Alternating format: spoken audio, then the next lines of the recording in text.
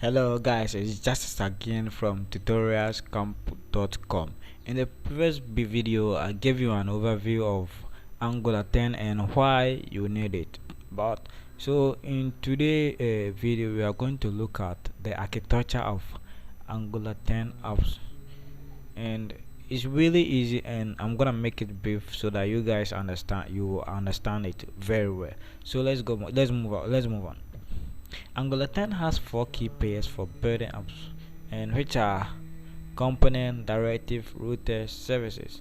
And let me briefly explain what each one does. Remember, we will look at all the four key pairs in much details as we progress. So basically, what is meant here is that in Angular 10, we actually have four key pairs that we actually focus on, and that is component, directive, routers, and services. If you master this four key architecture, you can actually do most of the things in what you want to do with Angular. Those are not the only stuff that you may focus on in Angular. There are other ones there, but actually we mostly focus on this one, and this is the basics. Get a concept of this one, and you can do whatever you want to do with what Angular. So let's look at each of it one by one. We're taking the first one, which is component. So what is component? Sorry. Sorry. At the very core, we have component. A component encapsulates the template data and behavior of a view. It is actually more accurate to call it a view component. For example, if you want to build an application like Amazon, we can divide it into three components: the search bar component, sidebar component, and product component. So let me explain to you guys. So component in Angular, what we normally do is, on every single page, the application that we develop, we don't actually code everything together. We develop it into sections, and those sections are called what? Component. So have a look at an example, this diagram here. Imagine this is the diagram of Amazon website. So at the top we may have the search bar, and this is what we may have: the search bar component, and at the left side we may have the sidebar component, and on the right side you may have the product component. So actually on the home page of Amazon we have what? Three main components in Angular applications. But if this is a standard web application which wasn't built with Angular, this may not be divided into components. If we reload the page, everything will be what? Reloaded at once.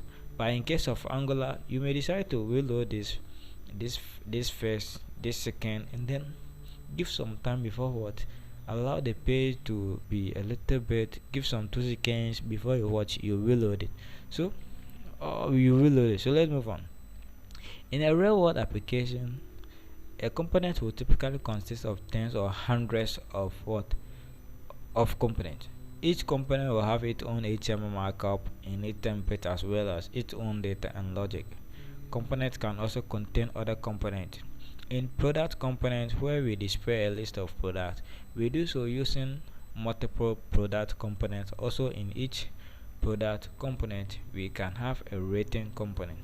So you see, above here, top here, I show you that in Angular, in Amazon, we may have these three components, but actually in a real world application, you may have a lot of component on the screen. So just have a look at this thing here.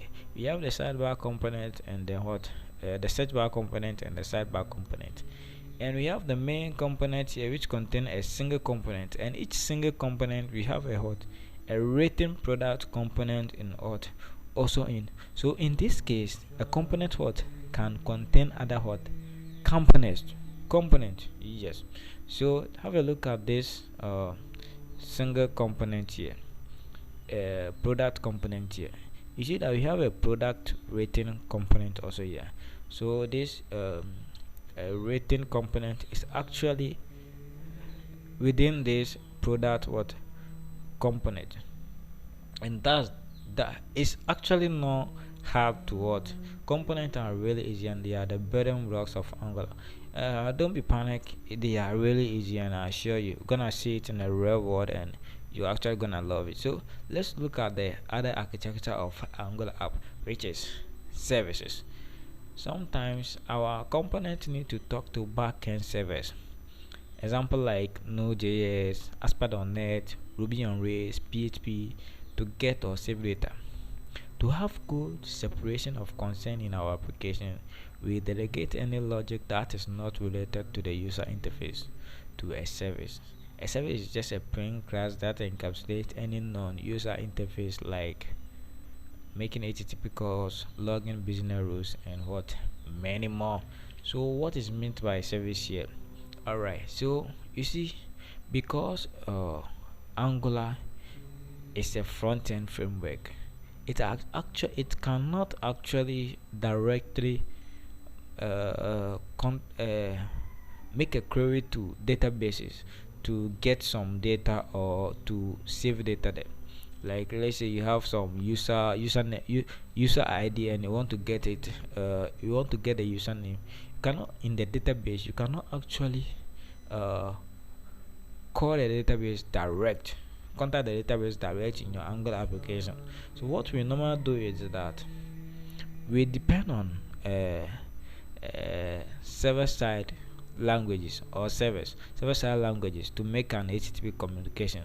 So inside our Angular application, we will create a service, and that service will make a what HTTP call to the backend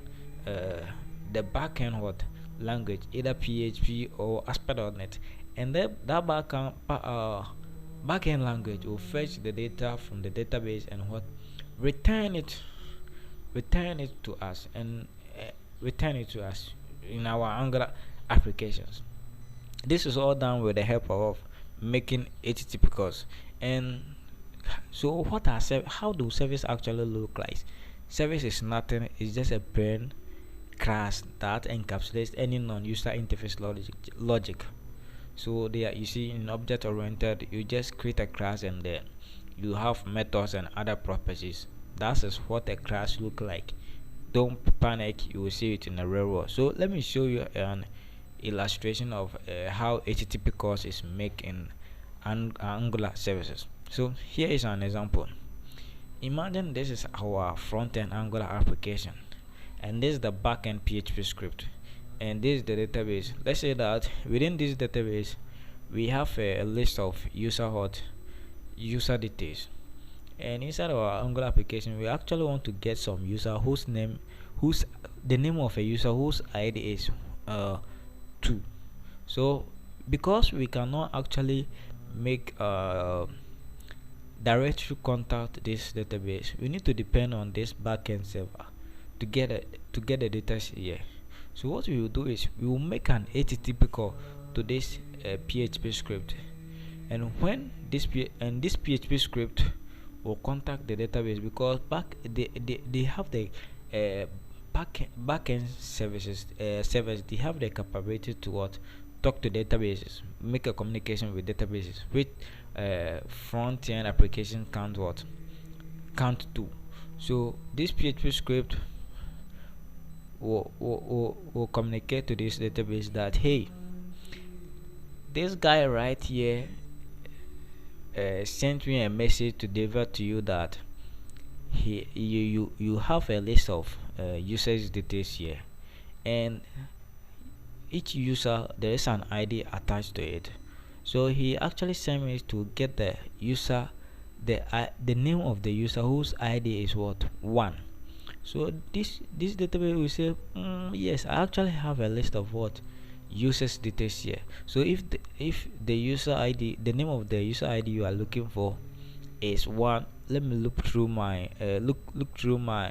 the details that I have here and see if I may find it. So this database will look through its details and it will find the name of the user with the ID 1, and when you find it, it will return it to what this PHP script, and this PHP script will display will create a script that will display the result in a form of what JSON format.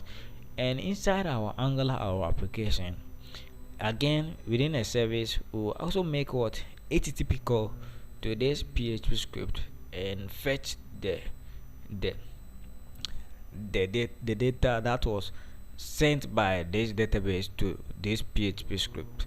So it's just simple. It's just simple. This is the just simple process. You make an HTTP call to PHP script. PHP script make a call to backend server. The backend server transfer the details to PHP script, and within your Angular application, you use the service to what get the details back to the service. And mind you, here inside our Angular application, we don't use component to what make an HTTP calls to servers. We delegate that task to services. Why? Because as a component, only what the task of a component is only to encapsulate what views to what a specific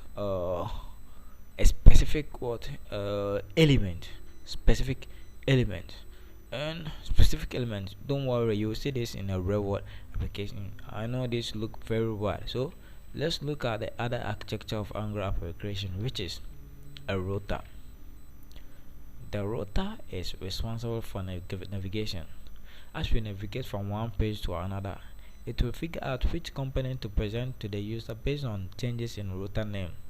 So actually, what is router here?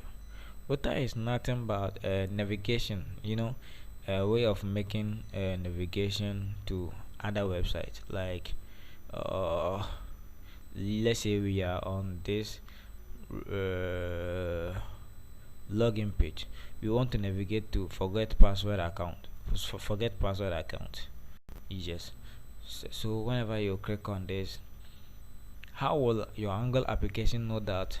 Because Angular applications are built with components, how will Angular application knows that when you click on this, as you will press this form here with what registration component, and that is done with the help of what router. That's done with the help of router. So you don't have to be worried. You will see this in a real world application, because speaking and you hearing, it may sound a little bit weird, but you don't have to be panic. It's really easy. So let's look at the last architecture of the Angular application, which is directives. Similar to component, we use directive to work with the DOM. We use directive to add behavior to existing DOM element. For example, we use the auto grow directive to make the text bar automatic grow when it receives focus. This is what it's talking about. Angular has a bunch of directives for common tasks like adding or removing DOM element, adding classes or styles to them, repeating them. We can also create our own custom directive. For example, we can create a directive and assign it to the paragraph element to change its background color after every statement. I will show you how in much details. Just remember this. Directives, they are nothing but what? Assigning specific tag towards a specific element. So let's say that this is a single this is a button, right? A HTML button. So directive, we can assign create a directive and assign a directive to this element that whenever I hover on it, the background should what change to what dark green. So you can see that whenever I hover on it, the background changes to dark green. So directive is nothing. That's just it. It's nothing but they give specific unique specific functionalities to the DOM element, which are these views that you see on the screen. So we can actually, this thing here, we can actually give a create a directive. This input here, we can create a directive and assign it to it that whenever I begin to type something, like my name, it should what the background should change to blue, or the text color here should change to what red. So those are nothing but directives for you. But don't worry, you will see this in a real world application, because you may be new to it and everything may sound very weird for you. Alright, so that brings us to the ending of the conclusion of Angular introduction. And in the next tutorial, you're gonna see how we can install Angular, work on it, and then create our first Angular app. And actually we'll be creating some couple of projects so that you can master Angular in a way that you can land you can actually apply for a job and then land your what dream job. So subscribe to the channel and what stick to the channel for all the updates that will be what coming. And mind you, my name is Justice, and I'll be posting whatever I've said here into tutorialscamp.com. So if you did not get what I've said, just head on to tutorialscamp.com and read whatever I said. So thank you, see you in the upcoming video. Have a nice day.